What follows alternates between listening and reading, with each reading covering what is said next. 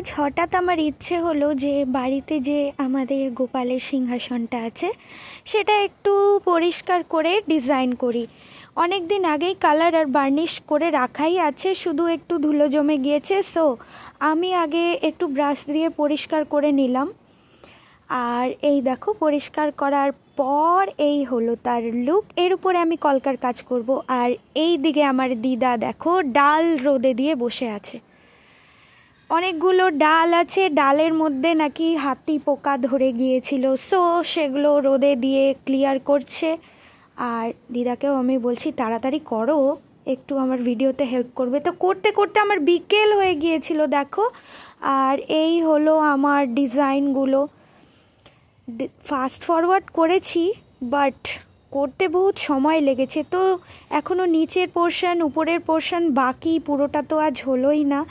তো এসবই আমি সারাদিন ধরে করছি, আর এসব করতে করতে আমি না প্রচুর ক্লান্ত। তো দেখা হচ্ছে নেক্সট পার্টে, ততক্ষণের জন্য বাই।